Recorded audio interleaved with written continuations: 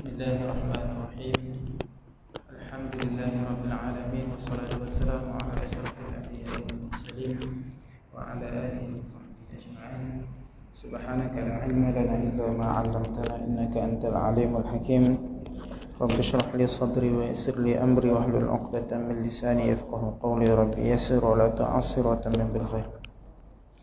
Itu ta'allum wa ta'lim wa tadhakkur wa tadhkir wal naf'a wal intifa' wal ifadah wal istifadah wal hatha ala tamassuki bi kitabillah wa sunnati rasulih wa du'a ala al huda wa dalalah ala al khair ibtigha'a wajhi Allah wa qurbihi wa thawabihi subhanahu wa ta'ala. Sambungan pengajian kitab sifat 20 siri yang ketiga, no? Muka surat 8. Muka surat 8 hari ini tajuk perbahasannya adalah hukum aqli, hukum syar'i. Ditulis bahasa Rumi, jangan ditulis apa nak baca jadi syar'i lah kan. Sebut dia syar'i, hukum aqli, hukum syar'i dan hukum adi. Jadi kalau ikut pengajian pondok-pondoknya, satu hukum ni satu kuliah je, kan? 3 hukum ada 3 kali ngaji lah. Oleh kerana di daurah kita cuba baca 3. Kalau tak boleh 3 pun kita bagi boleh 2 hari ni petang ni lah. Baik. Subhanallah. Jadi hukum akli, hukum syar'i dan hukum adi. Sebelum kita masuk perbincangan hukum yang 3 ni, kita nak cerita tentang makna apa itu hukum, dan kita nak cerita tentang kenapa kita kena reti 3 hukum ni. Penting kita bezakan 3 hukum. Sebab apa? Sebab 3 hukum ni kadang sebutan dia sama, tapi makna dia tak sama. Kadang-kadang guru sebut satu hukum, contoh dia nak sebut hukum akli, tapi pendengar faham hukum adat ataupun hukum adi. Jadi dia tak bertembung lah. Orang yang dengar ni duk faham hukum adat, ataupun kita duk faham hukum syarak. Ustaz duk ngajak sebut pakai hukum akal. Jadi duk belaka pasal apa ustaz ni kata lagu ni, kita mengaji dulu lagu lain. Sebab tidak faham, ataupun kefahaman yang dah tertanam dalam kepala setiap dah lama dah. Kita duk faham hukum tu macam tu, tetapi rupa-rupanya dia ada pecahan yang perlu kita bezakan. Secara asas hukum ni, kata ulama, hukum adalah isbatu amrin li amrin au nafyuhu anhu. Maknanya kita mensabitkan satu hukum ataupun kita mensabitkan satu perkara kepada satu perkara, ataupun kita kata kita letakkan satu perkara kepada satu perkara. Contohnya kita kata apa kita nak kata tentang wujudnya Allah. Kita kata mestilah ada, mestilah Allah wujud. Itu kita meletakkan hukum. Apa dia? Kita meletakkan wajib ataupun mesti pada adanya Allah. Kita sabitkan wajib kepada adanya Allah. Apa kita nak kata pada anaknya Allah? Allah ada anak ke? Kita kata mana boleh, mustahil. Tak boleh bahasa Melayu, mustahil bahasa Arab. Tak boleh kita kata Allah ada anak. Jadi tak boleh tu kita meletakkan hukum pada satu perkara yang lain, iaitu apa? Ada anak. Itu dipanggil hukum. Kita menghukumkan sesuatu. Kalau makan Panadol ni lega ada demam ni, mesti lega punya ni, wajib lega, kita kata kan. Itu kita meletakkan hukum wajib lega kepada makan Panadol. Jadi dalam hukum ni, hukum-hukum ni ada perkataan yang ada pada tiga-tiga hukum. Contoh, perkataan wajib. Wajib ada banyak penggunaan. Contohnya, mayasak wajib tak? Wajib. Siapa kata tak wajib balik awal ya? Kan? Mayasak ni wajib, fardu asar lah, wajib. Kita tanya lagi, Tuhan wajib ada tak? Wajib ada. Kalau orang yang makan nasi seperiuk wajib kenyang tak? Kita tahu wajib kenyang. Kan? Oh, kalau makan seperiuk ni wajib kenyang lah. Itu bahasa kita kan. Hang makan nasi seperiuk ni wajib kenyang lah. Tak kenyang memang bela jin lah. Kita kata lagu tu kan. Kita kata wajib kenyang. Jadi wajib sembahyang asar, wajib Tuhan ada, wajib kenyang makan nasi seperiuk, sama kah? Tak sama. Tetapi semua guna perkataan yang sama. Wajib, wajib, wajib. Kalau wajib sembahyang asar, ini sebelum kita masuk satu persatu lah, saya nak nampakkan gambaran supaya nampak perbezaan dulu. Jadi kalau kita kata wajib sembahyang asar, itu wajib pada syarak. Dengan makna buat dapat pahala, tinggal dapat dosa. Siapa sembahyang asar dapat pahala, siapa tak sembahyang berdosa. Kalau kita kata Tuhan wajib ada, maksudnya apa? Kalau ada dapat pahala, tak ada tak dapat pahala lah. Bukan lagi tu. Siapa dapat pahala kalau Tuhan ada? Dia bukan wajib syarak. Itu pula dipanggil wajib akli. Kalau wajib kenyang makan nasi seperiuk, wajib apa pula? Itu dipanggil wajib pada adat. Wajib pada adat. Sebabnya adatnya orang kalau makan seperiuk mesti kenyang. Maka kita pun kata hang kalau makan ni wajib kenyang, confirm kenyang. Itu wajib pada adat. Bukan dengan makna kata makan kenyang dapat pahala, tak kenyang tak dapat pahala. Dah. Kan begitu. Jadi itu secara ringkas sikit perbezaan tiga ni. Dan kita ada satu lagi yang kita selalu pakai wajib, yang tak termasuk dalam tiga ni. Itu wajib bahasa Melayu. Contohnya apa? Cikgu kata kat anak murid, wahai murid-murid, esok semua diwajibkan memakai baju uniform. Contoh. Wajib apa tu? Wajib syarak ke? Wajib adat ke? Wajib apa? Itu tak masuk tiga ni. Itu wajib bahasa. Wajib bahasa Melayu dengan makna mesti. Dengan makna mesti. Wajib. Jadi hukum ni ada tiga. Hukum akli ataupun hukum akal, hukum syarak dan hukum adat. Ini yang kita bincang dalam kitab Tauhid. Hukum akal maknanya secara ringkas apa? Hukum itu diletakkan ataupun dihukumkan berdasarkan akal. Akal yang menghukum, akal yang jadi hakim. Allah wajib ada. Kita meletakkan hukum. Contohlah, akal kita kata. Akal kita fikir, kalau tak ada Tuhan tak boleh. Kita pun kata wajib ada. Tapi wajib ada akal ni sebenarnya, wajib Allah ada ni bukannya akal sebenarnya. Cuma ni nak bagi mudah faham sahaja. Sebab kita sebut hukum akal, wajib Allah ada ni, akal kita ada ke, akal kita tak ada ke, Allah memang wajib ada. Kan? Allah wajib ada. Cuma kita nak bagi mudah faham macam tu. Hukum akal maknanya akal yang menghukum. Hukum syarak maknanya syarak yang meletakkan hukuman tu. Hukum adat maknanya adat yang meletak hukuman tadi. Contohnya wajib makan, wajib kalau makan seperiuk kenyang. Siapa yang kata kenyang tu? Adat. Sebab apa? Adat ni benda yang berulang. Benda yang dah dicuba berulang kali. Kalau makan seperiuk kenyang, makan seperiuk kenyang 2-3 kali dah. Kalau aku makan seperiuk kenyang, itu dipanggil adat. Api kalau kita bakar, cucuh terbakar. Itu dipanggil adat. Adat ni benda yang berulang. Dan adat selalunya akan menyalahi akal pada beberapa. Dia akan menyalahi. Nanti kita akan urai satu persatu. Bukan adat istiadat itu lain. Ini adat perkara yang berulang. Bukan adat istiadat Melayu tu. Orang Melayu pakai sampin, pakai songkok, itu adat istiadat tu lain. Ini hukum adat dengan mana suatu benda yang berulang. Baik, kita masuk satu persatu supaya lebih jelas. Ngaji Tauhid ni ada sebahagian tok guru kata dia kena buat macam gobek pinang. Gobek pinang, orang Kedah kata gobek Sini orang kata Gobek. Tu ada orang tua-tua kan bagi hancur pinang kan.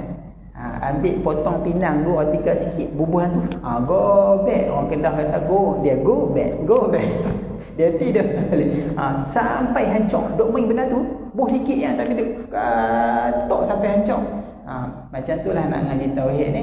Benda tu kita kena ulang bagi sampai kita faham. Baik. Kita masuk satu persatu. Kata musannaf pengarang, dan sebagainya lagi dari makna ibarat Suhaimi, ini pengarang kita lah. Adapun ma'rifat Allah Ta'ala dan ma'rifat sekalian Rasul.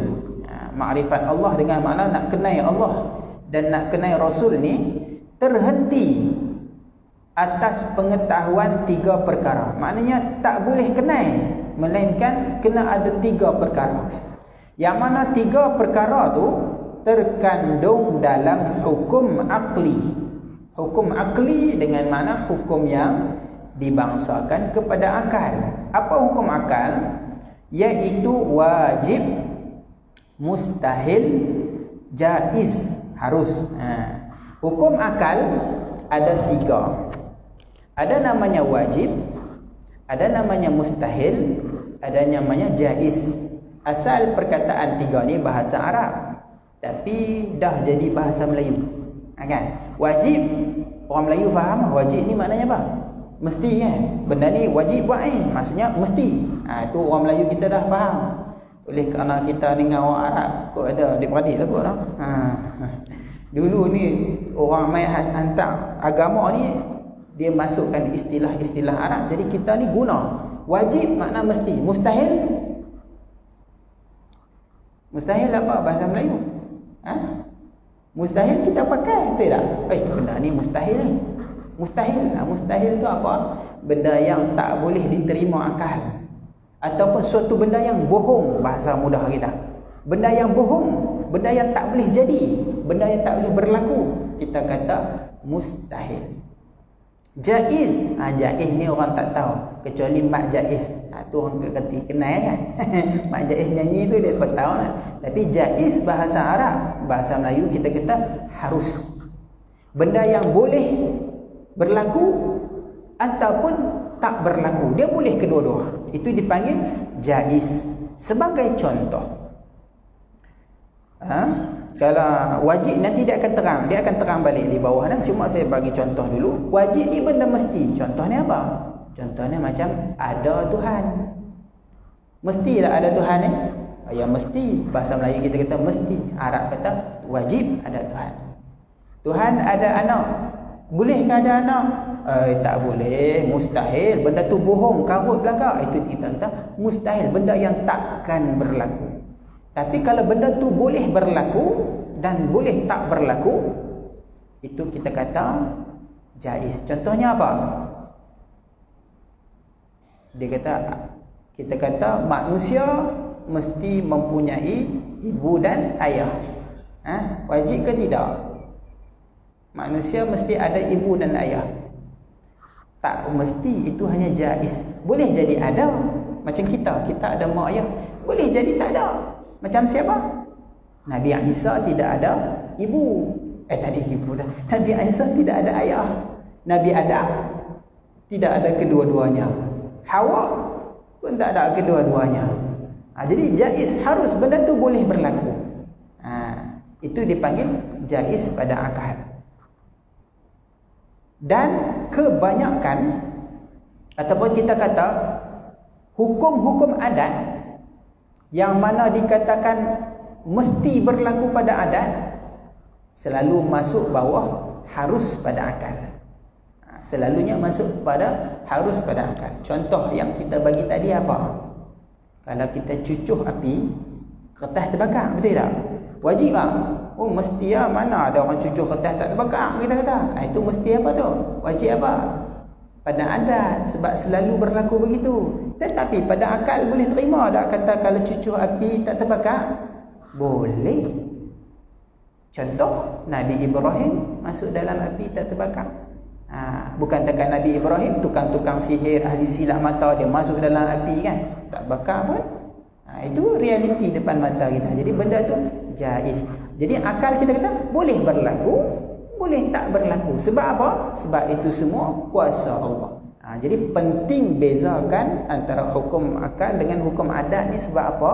Sebab kalau orang yang tak boleh bezakan hukum akal dan hukum adat, dia akan jadi macam sebahagian orang hari ni yang dia tolak mukjizat, dia tolak karamah, keramat-keramat, dia tolak benda-benda yang mencarikan adat ni. Dia kata, merapu cerita apa semua ni, kan? Sebab dia tak boleh, mungkin tak boleh nak beza mana satu adat, mana satu akal.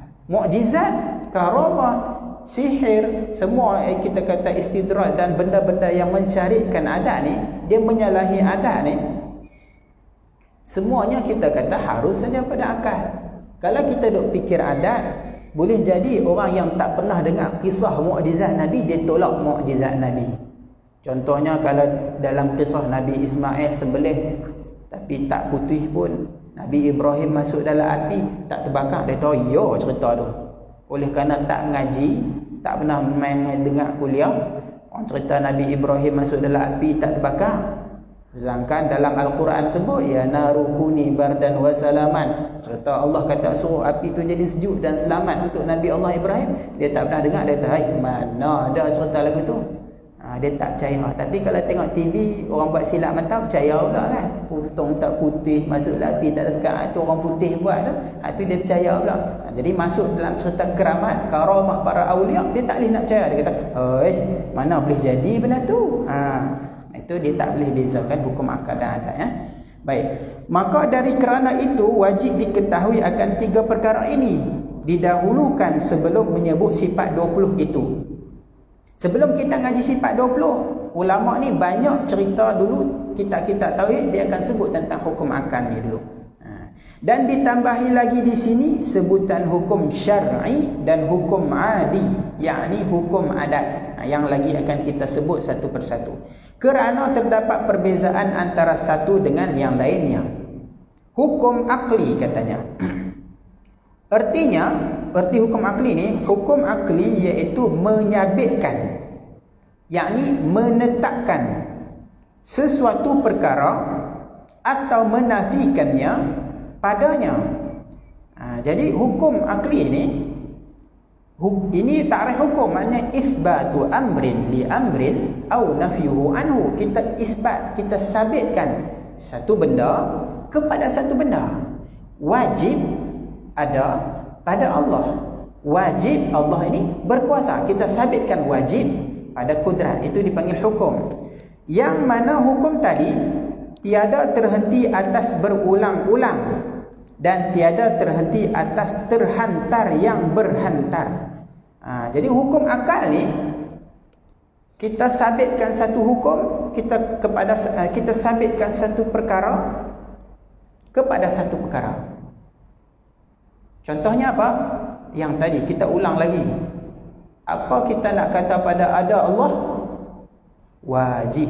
Kita sabitkan wajib ada Allah, itu hukum. Dan hukum akli ni tidak terhenti atas berulang-ulang. Ini maknanya apa?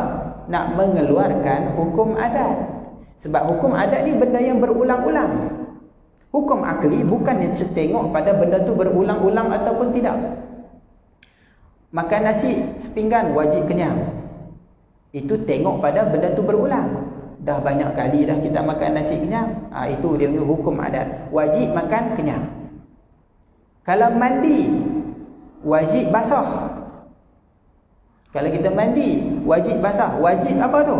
Wajib adat. Sebab apa? Benda tu berulang-ulang. Hukum akal, dia tak tengok pada berulang ataupun tidak. Tetapi dia tengok pada akal kita. Akal kita yang boleh tasawur ataupun tidak. Akal kita ni boleh terima ataupun tidak. Jadi setiap satu benda, maklumat yang kita terima, akal kita ni ada 3 jenis saja, kan?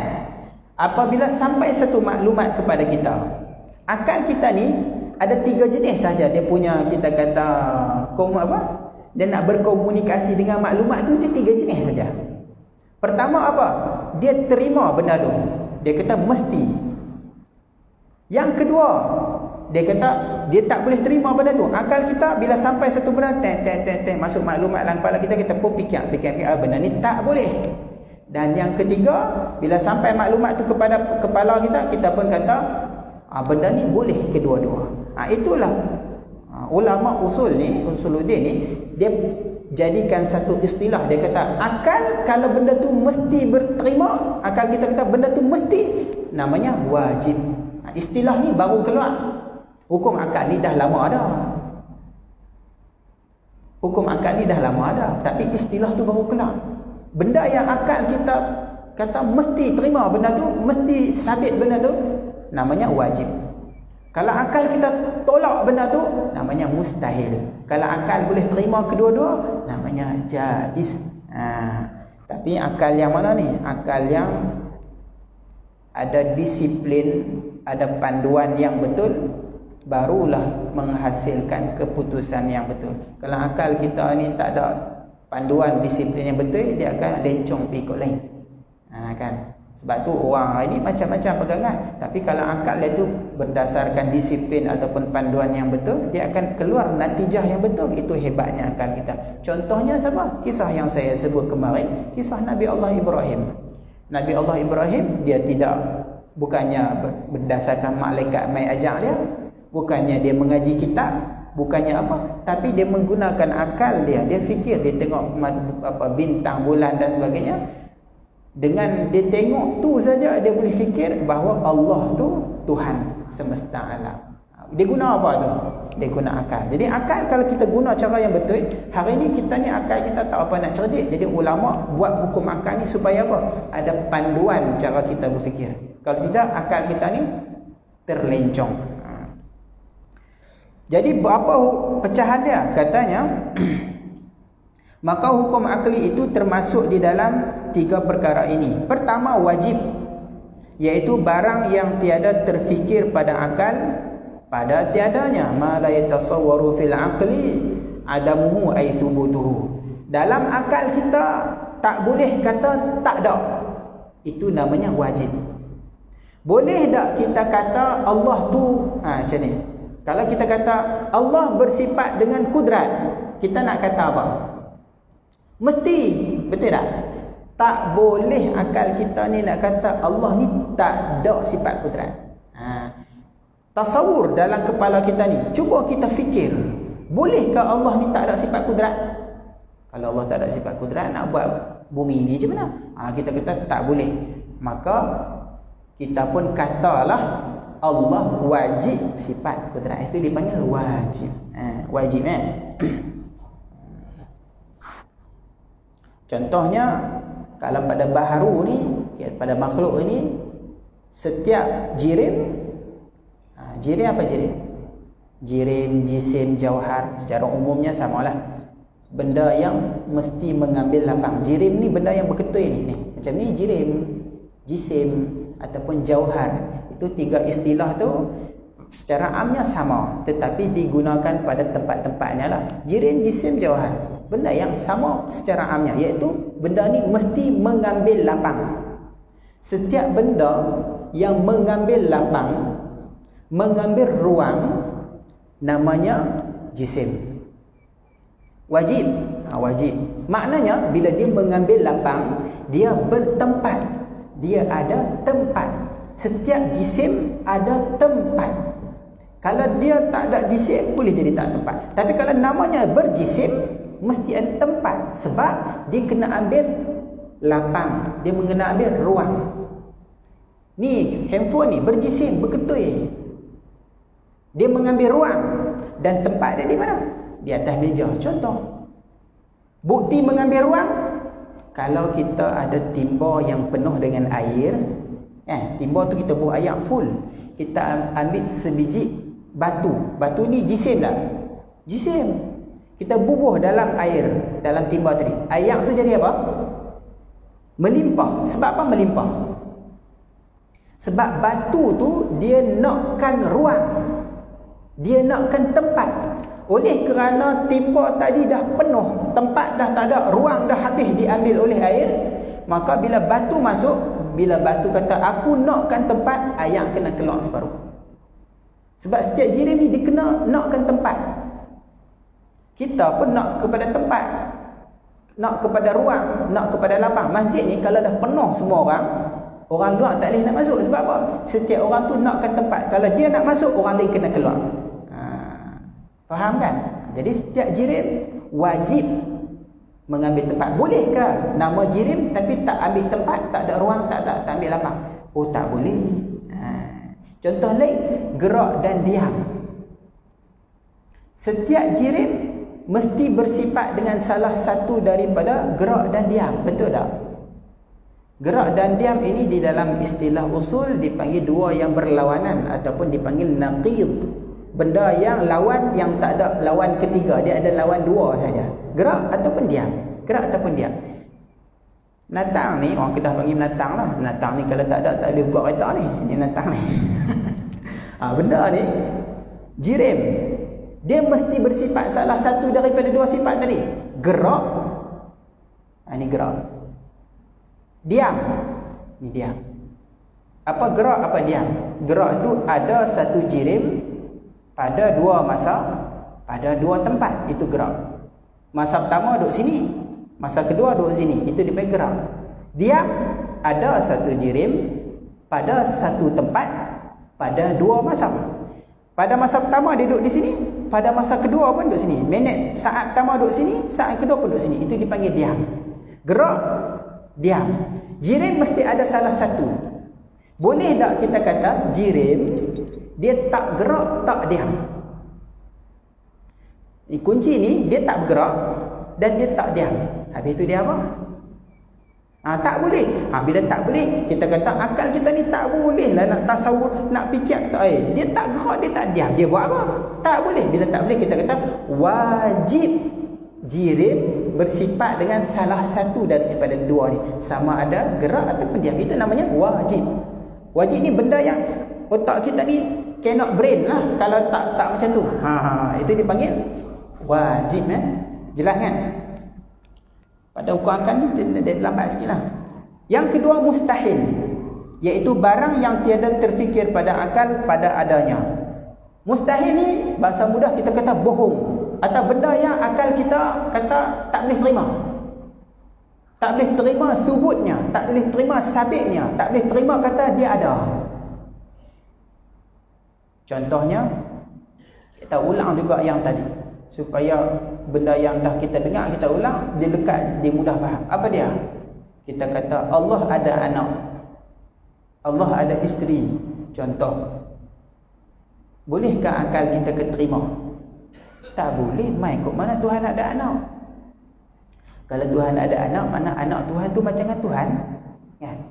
Kalau Tuhan ada anak tu macam Tuhan, dah nama apa anak Tuhan. Kalau anak orang macam orang kan. Anak orang dia makan nasi sebab bapak dia makan nasi, dia tidur sebab bapak dia tidur. Kalau anak Tuhan, kalau anak Tuhan macam Tuhan. Macam Tuhan tu macam mana? Sifat Tuhan apa? Tak ada mula, tak ada akhir. Kalau kita kata tak ada akhir boleh. Kalau kita kata tak ada mula, macam mana? Kalau dia pun tak ada mula, dia bukan anak. Dia sama-sama dengan Tuhan, ada dengan Tuhan. Kalau kita kata anak Tuhan tu pun Tuhan, jadi ada dua Tuhan.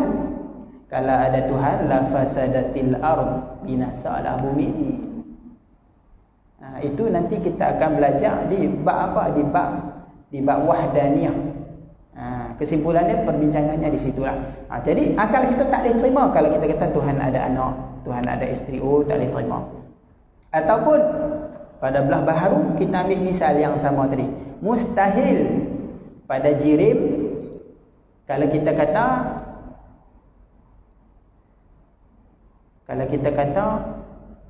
ada satu benda yang jirim ni dia tak bergerak dan tak diam. Cuba teka apa dia? Dia kata cuba teka, ada benda yang tak bergerak dan tak diam. Dia jirim tapi tak bergerak dan tak diam. Kita pun fikir. Dia tahu hang bohong. Mana ada? Hang bohong. Bahasa Melayu kita kata hang bohong. Bahasa Kedah hang bohong. Bukan hang tuah dah. Hang bohong. Itu mustahil bahasa Arab. Mustahil. Itu tak boleh jadi. Mana ada jirim yang sifatnya tak bergerak dan tak diam? Tak ada. Akal kita tak boleh nak terima. Baik. Jaiz, bahasa Melayu kita kata harus, iaitu barang yang sah pada akal, pada ada dan tiadanya. Jaiz ni benda tu boleh ada dengan makna boleh sabit, boleh subut, boleh isbatkan dia, dan pada tiada dan tiadanya maknanya kita boleh nafikan dia.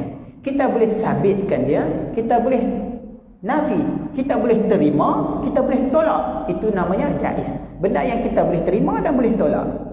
Contohnya apa? Contohnya kunci lagi. Datang ni lagi. Kita kata kunci bergerak. Jaiz ke? Wajib ke? Mustahil? Jaiz lah, harus. Dia boleh bergerak, dia boleh diam, boleh terima kedua-dua. Tapi kalau kita kata kunci ni bergerak dan diam dalam satu masa yang sama, itu boleh tak? Tak boleh.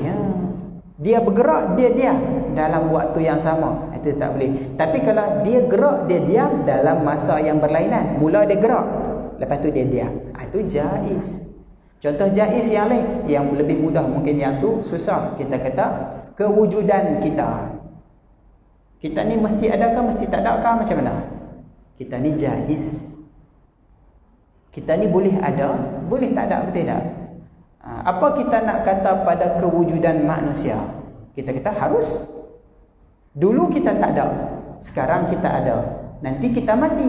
Maknanya ada kita ni boleh terima ada, boleh terima tak ada, betul tak? Itu namanya jaiz. Begitu juga wujud Allah, kita kata. Kalau apa kata nak kata pada wujud Allah, kita nak kata apa? Tak boleh kalau nak kata tak ada, dia hanya boleh ada saja. Maka kita kata wajib. Wujud Allah wajib, wujud makhluk jaiz. Apa benda yang kita boleh terima dua pihak, subut ataupun terima dan tolak, itu namanya jaiz. Makan ubat mesti kenyang tak? Makan ubat mesti kenyang? Tak mesti kenyang. Makan ubat mesti kenyang dah. Makan ubat mesti sembuh ke? Tak mesti sembuh. Tapi bolehkah sembuh? Boleh jadi sembuh. Kadang sembuh, kadang tak. Maka sembuh ketika makan ubat tu kita kata harus saja, harus pada akal, bukan mesti. Habis tu kita kata tiap-tiap kali orang makan ubat tu lega tu apa? Itu wajib pada adat. Benda yang berulang kita sebut tadi pada adat. Nanti kita akan masuk hukum adat. Tapi hukum akal ni benda yang boleh terima. Jelas kan? Itu hukum akal. Kemudian hukum syar'i. Hukum syara' ni kita masuklah fiqh sebenarnya. Tapi tak apa, supaya kita faham. Hukum syar'i berarti perintah Allah Ta'ala ke atas sekalian orang yang mukallaf atas suatu perbuatan. Jadi hukum yang Allah tentukan kepada siapa? Kepada mukallaf, iaitu perbuatan mukallaf. Ingat, hukum syara' kena pada perbuatan mukallaf. Yang tak kena pada perbuatan mukallaf, kita tak namakan hukum syara'. Perbuatan mukallaf ni apa? Gerak diam kita. Kita bangkit, kita duduk, kita berdiri, kita tidur, kita makan, kita itu dipanggil hukum yang bersangkut pada perbuatan mukallaf. Contohnya makan. Apa hukum makan? Apa hukum makan? Hukum 5 kan? Kalau bukan bulan puasa, harus nak makan. Kalau petang ni nak makan, lagi biar jenazah ambil. Itu namanya haram. Haram makan nasi. Haram. Petang ni lah. Sehari dah lepas maghrib, apa hukum makan nasi? Waktu azan maghrib, kita kata harus ataupun sunat berbuka. Makan kurma ketika buka, hukumnya sunat. Kalau tengah malam lagi nak makan, hukumnya harus. Makan melantak, tak ingat dunia sampai nak pecah perut, hukumnya haram sebab mudarat. Makan benda yang berbau busuk kemudian nak main solat, hukumnya makruh. Ada hukum 5 pada makan. Duduk di masjid dengan kuliah, hukumnya sunat, dapat pahala. Duduk atas riba tok imam tengah baca tasyahud akhir, hukumnya haram, kena penendang dengan tok imam lagi. Jangan duduk. Duduk tu kadang-kadang jadi haram, kadang jadi harus. Duduk atas riba orang perempuan, bukan bini kita, bukan mak kita, bukan mahram. Tak tahu duduk atas dia, kena penampak hukum dia. Jadi ada hukum lah, haram lah. Jadi setiap gerak-geri kita tu ada hukumannya lah. Setiap detik ada hukumnya. Kita ni tak terlepas daripada hukum syarak satu detik pun. Mesti ada hukum 5. Mesti ada hukum 5 nah. Baik. Tapi mesti dengan perbuatan. Kalau bukan perbuatan tak namalah hukum syarak.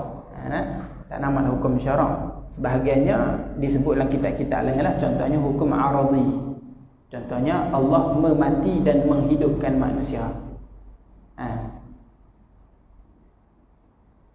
Itu Allah dah janji dalam Al-Quran kan. Setiap benda tu kullu syai'in halikun, setiap benda tu akan binasa. Kullu nafsin dha'iqatul maut, setiap yang bernyawa pasti merasai mati. Itu janjian Allah. Kita kata wajib tu. Itu wajib apa tu? Wajib aradi. Itu lain pula. Sebab apa? Itu bukan perbuatan mukallaf. Mati bukan perbuatan kita. Tapi bunuh diri itu perbuatan kita. Mati bukan perbuatan kita, itu Allah yang mematikan. Tapi bunuh diri itu perbuatan kita, hukumnya haram. Jadi setiap gerak-geri kita ada hukum bagi memberatkan dan perintah atau menentukan sebab atau syarat atau manik tegahan, maka hukum syar'i terbahagi kepada 7 bahagian seperti yang berikut. Pertama katanya wajib. Artinya suatu yang mendapat pahala jika dikerjakan dan mendapat dosa jika ditinggalkannya. Itu wajib. Buat dapat pahala, tinggal dapat dosa. Sunat. Artinya suatu yang dapat pahala jika dikerjakan dan tiada mendapat dosa jika ditinggalkan. Sunat ni apa? Buat dapat pahala. Baca Quran tam-tam. Baca dapat pahala. Tak baca? Tak baca tak dapat apa lah. Itu sunat. Bagi salam. Sunat. Bagi salam sunat. Jawab salam wajib. Gitu. Maknanya apa? Siapa bagi salam dapat pahala, siapa tak bagi salam tak dapat apa. Tapi siapa yang tak jawab salam dosa, sebab nama pun wajib. Assalamualaikum, kita pun buat tak sombong, dosa, dapat satu dosa. Tapi salam yang betul lah. Kalau salam tak bunyi macam salam, bunyi kom je, bunyi kom tu bukan salam. Haram. Artinya suatu yang mendapat dosa jika dikerjakan dan mendapat pahala jika ditinggalkan kerana takut pada Allah. Contohnya apa? Minum arak. Hukumnya apa? Kalau minum dapat dosa. Kalau kita tak minum dapat apa? Kena tinggal kerana Allah baru dapat pahala. Kalau tinggal kerana tak lalu dan sebagainya, makan babi, awak tak makan ni, dia kata aku tak lalu tengok meremang bulu rumah nak tengok nak makan pun, tu tinggal tak dapat pahala. Tapi kalau tinggal kenapa? Sebab Allah laranglah aku tak makan, tu dapat pahala. Makruh artinya suatu yang tiada mendapat dosa dikerjakan tetapi dibenci oleh Tuhan dan mendapat pahala jika ditinggalkannya kerana Allah Ta'ala. Makruh pun sama, cuma dia buat tak dapat dosa, cuma tak bagus, Tuhan tak suka. Kalau kita tinggal dapat pahala dengan syarat tinggal kerana Allah. Mubah harus pada syarak, artinya suatu yang tiada pahala jika dikerjakan atau ditinggalkannya dan tiada dosa jika dikerjakannya atau ditinggalkannya. Mubah ni benda yang diberi pilihan. Nak buat boleh, tak mau buat. Nak mandi boleh, nak mandi boleh, tak mau mandi boleh. Nak makan boleh, tak mau makan boleh. Nak minum boleh, tak minum pun boleh, kecuali bulan Ramadan pada siang hari, itu tak boleh. Jadi hukum 5 dipanggil hukum 5. Banyak. Dia setiap perbuatan.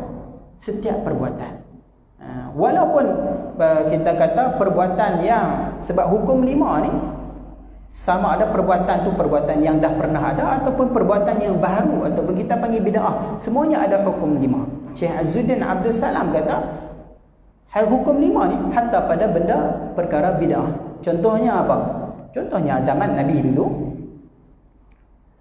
bid'ah bukannya termasuk bid'ah. Bid'ah ni ada hukum 5. Bukan kata bid'ah ni hanya setiap bid'ah masuk neraka maksudnya secara umum gitu, tak. Tapi bid'ah ni ada padanya hukum 5. Siapa kata? Syekh Izzuddin Abdul Salam. Contohnya apa? Contohnya bid'ah yang wajib apa? Ngaji nahwu syarak, ngaji ilmu balaghah. Ngaji nahwu syarak tu ilmu tata bahasa Arab. Sebab apa wajib ngaji? Sebab kalau kita tak ngaji nahwu sharaf, tak ngaji ni, siapa yang wajib ni? Ni tok mufti dan jadi ustaz depa mengaji lah. Nak jadi mufti kena retilah. Sebab apa? Sebab nak faham Al-Quran, nak faham hadis itu tak dapat tidak, kena melalui bahasa Arab, nahwu sharaf, ilmu balaghah dan sebagainya. Dia kena mengaji. Kalau tak mengaji depa tak faham, kalau tak faham depa tak boleh kuasai ilmu. Maka wajib. Sebab apa? Nak melepaskan fardu kifayah. Apa hukum ngaji nahwu sharaf?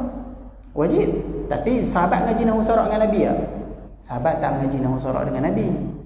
Nabi pun tak ajak nahwu sharaf. Nabi tak ajak mubtada khabar. Mubtada khabar waktu Nabi tak ada lagi. Ada pada zaman Sayyidina Ali. Atas arahan Sayyidina Ali, dia perintahkan kepada Abu Aswad Ad-Du'ali, dia kata buat satu kitab sharaf, nahwu sharaf. Zaman Nabi tak ada. Tapi hari ni kita pakat mengaji belakang. Kalau tak ada ilmu tu, habislah. Jadi bukan semua yang kita kata yang zaman Nabi tak ada, tapi hatta benda yang zaman Nabi tak ada kita buat pun tak terlepas dari hukum 5 ni. Contohnya Al-Quran. Mushaf di buku, dikitabkan Al-Quran. Siapa yang buat mula-mula? Abu Bakar As-Siddiq. Sayyidina Abu Bakar yang kumpul Quran, dia himpun kat kita tu. Zaman Nabi tak ada. Zaman Nabi masing-masing tulis yang mana mereka dengar simpan. Zaman Nabi tak dihimpunkan Al-Quran. Sebab apa? Sebab selama mana Nabi ada, wahyu tu duk turun naik. Duk turun. Boleh jadi sebahagian ayat tu mansukh, tilawahnya dibuang, tak ada, tak dipakai. Jadi sebab tu Nabi tak bagi kumpul. Setelah zaman Sayyidina Abu Bakar, waktu zaman Sayyidina Abu Bakar, ketika mana perang Yamamah, ramai sahabat yang hafal Al-Quran ni syahid. Risau sahabat ni, kalau kata mati pakai syahid habis Al-Quran ni tak ada hari ni, maka Sayyidina Abu Bakar pun kumpulkan. Nabi tak buat, tapi sahabat buat. Zaman Hajjaj, dia bahagikan Al-Quran kepada 30 juzuk. Zaman sahabat juzuk-juzuk bukan juzuk yang 30 juzuk dah. Tapi zaman Hajjaj dia bahagikan kepada 30 juzuk Al-Quran. Siapa buat tu? Bukan zaman sahabat dah. Bukan zaman Nabi. Hajjaj yang buat, Yusuf As-Saqafi, dia buat. Dia letakkan nama surah di setiap. Bahkan harokat baris fathah kasrah dhammah tu zaman kemudian juga. Zaman sahabat dulu pun tak ada, zaman Nabi tak ada. Dulu bahasa Al-Quran tak ada baris. Kalau tak ada harokat, kita balik awal ada harokat tu pun orang tak boleh baca, ramai tak boleh baca. Tambah tak ada harokat tu, pakai simpan macam tu. Jadi itu benda yang tak ada zaman Nabi, tapi tak terlepas dari hukum 5. Bid'ah yang sunat, contohnya apa? Orang buat tahfiz. Zaman Nabi tak ada, jadi itu satu bid'ah. Orang buat pondok-pondok, orang buat madrasah, buat sekolah, buat kelas-kelas, itu tak ada pada zaman Rasulullah. Tetapi zaman kita ada bid'ah yang hukumnya haram. Contohnya apa? Mazhab-mazhab yang mengarut-mengarut, Mujassimah, Mu'tazilah, yang mensamakan Allah ni dengan makhluk. Itu mazhab yang mengarut, itu bid'ah yang haram. Sembahyang maghrib buat 5 rakaat, itu bid'ah yang haram. Bid'ah yang harus apa? Bid'ah yang harus ni kita makan sedap-sedap, makan banyak-banyak. Zaman Nabi tak pernah ajak tausi'ul tausi'atul akl, tak pernah. Kita kata buat jamuan makan sedap-sedap, tapi benda tu harus. Kita kata ada sebahagian ulama kata menghiasi masjid-masjid, buat masjid besar-besar, hias buah Al-Quran macam-macam, apa semua hiasan. Itu pun zaman Nabi tak buat. Tapi kita nak kata benda tu haram, tidaklah. Kan? Jadi hatta benda yang tak ada di zaman Nabi, kita banyak buat zaman hari ni. Walaupun pada urusan agama pun, dia tak terlepas dari hukum yang 5 ni. Setiap perbuatan kita takkan terlepas daripada 5 hukum. Dan yang baki 2 ni sebahagian ulama masukkan ke dalam hukum taklifi, tapi di sini dimasukkan juga di sini. Dia kata sahih artinya apa? Suatu yang lengkap padanya segala syaratnya dan lengkap segala rukunnya. Batil artinya segala yang kurang syaratnya atau kurang rukunnya, iaitu lawan bagi sahih. Suatu benda bila cukup syarat, kita namakan dia sah ataupun sahih. Suatu benda kalau tak cukup syarat, kita kata batil. Jual beli tak cukup syarat, kita kata jual beli yang batil. Jual beli yang cukup syarat, kita kata jual beli yang sah, yang sahih. Sembahyang cukup syarat, kita kata sembahyang yang sah. Sembahyang yang tak cukup syarat dipanggil sembahyang yang batil. Dan selebihnya perbahasan dia adalah di dalam kitab fiqh. Habis kemudian masuk hukum adi pula. Hukum adat ni nanti kita sambung dan kita pegukan dengan hukum akal. Kita bezakan mana hukum adat, mana hukum akal supaya lebih jelas. Insya-Allah nampak lebih jelas lepas kita ceritakan hukum adat. Allah a'lam. Isnin jadi insya-Allah sambung Isnin. Daurah bulan puasa ni Isnin, Selasa, Rabu, Khamis, 4 hari. 3 hari cutilah bagi rehat kepala otak, kan berasa pula. Allah a'lam. Auzubillahi minasyaitonir rajim. Bismillahirrahmanirrahim. Alhamdulillahirabbil alamin. Wassalatu wassalamu ala Rasulillah wa ala alihi washabbihi man wala. Allahumma 'allimna ma jahilna wanfa'na bima 'allamtana waj'alna minal mukhlisin waj'alna minal mukhlisin waj'alna minal mukhlisin. Wa sallallahu ala sayidina Muhammadin wa ala alihi washabbihi ajma'in. Walhamdulillah.